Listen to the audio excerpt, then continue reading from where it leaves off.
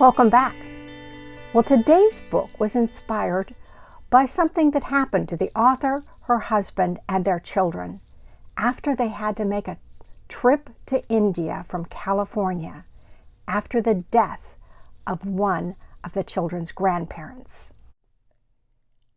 The Yellow Suitcase, story by Meera Shriram, pictures by Meera Sethi.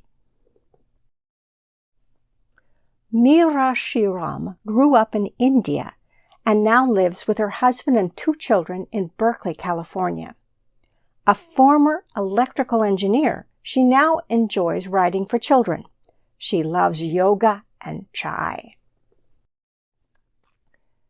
Meera Sethi was born in New Delhi and immigrated to Toronto, Canada as a child. She has spent her life traveling back and forth between these 2 countries. Today she lives and works in Toronto as an artist, painting, drawing, doing illustrations, and making textiles. The Yellow Suitcase is her first picture book.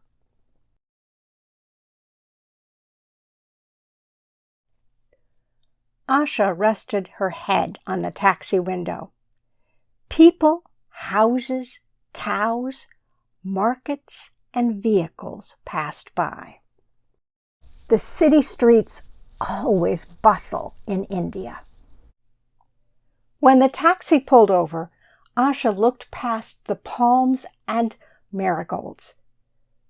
But Grandma wasn't waiting on the front porch. The afternoon air was hot and still under a cloudless sky. Asha followed her parents into her grandmother's house, the luggage tag swinging back and forth as she wheeled her tiny yellow suitcase along.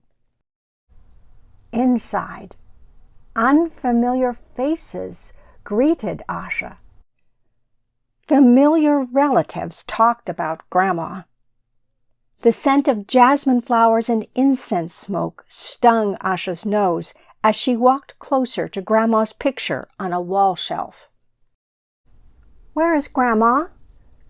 Asha asked, even though she knew. Dad wrapped his arms around her. "We talked about it, Asha," he said. "Grandma's gone." Asha gripped the handle of her suitcase a little tighter. Every summer, she carried presents for Grandma in her bright yellow suitcase. And later, she packed it with gifts Grandma gave her to take back to California.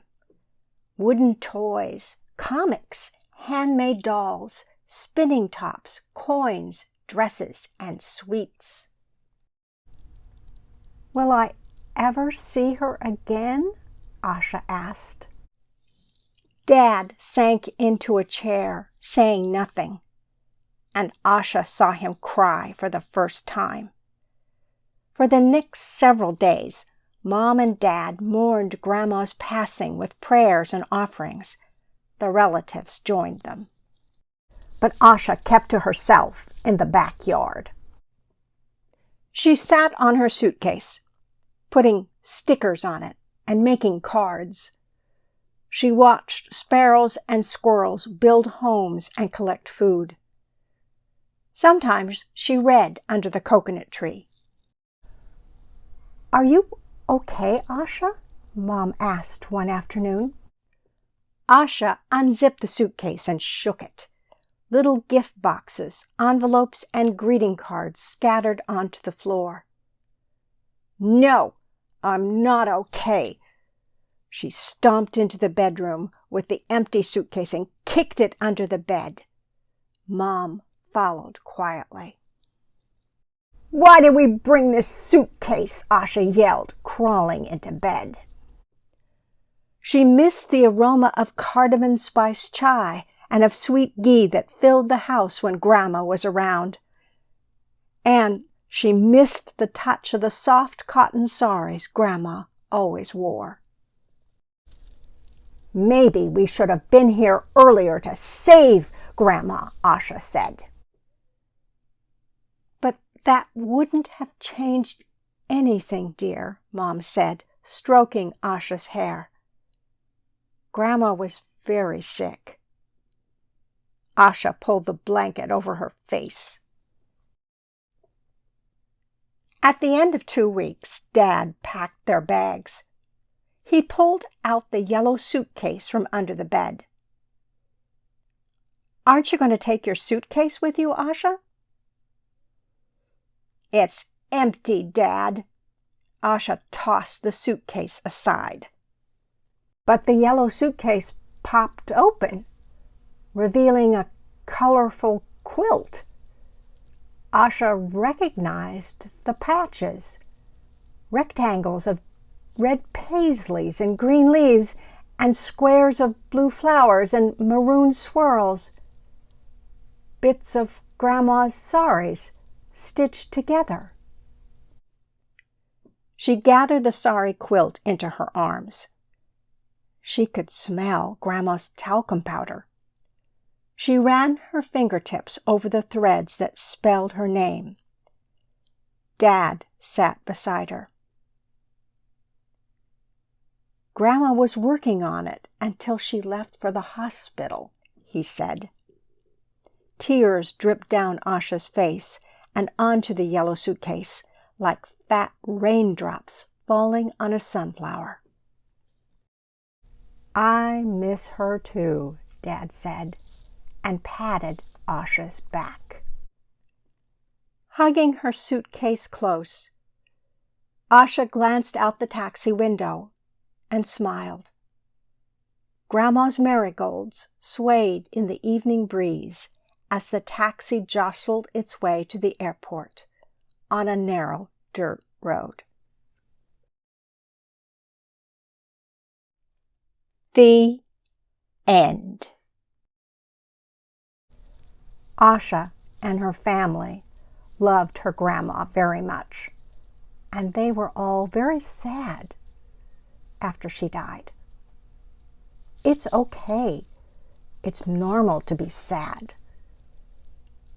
It's also normal to sometimes feel angry, to be worried, to just not know how you feel, right?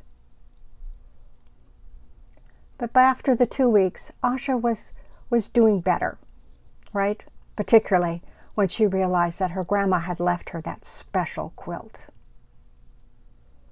You know, there's many people in the Bible, just like us, who experience deep loss and sadness. Naomi, Hannah, David. David lost his son, right? Even Jesus mourned. Remember when Lazarus died, when Jesus came after 3 days and Lazarus was in the tomb, Jesus cried because he was his friend. And yes, Jesus raised him to life, but he still felt that sadness. You know, God understands our grief and promises to be with us in it. Psalm 34 says, "The Lord is close to the brokenhearted."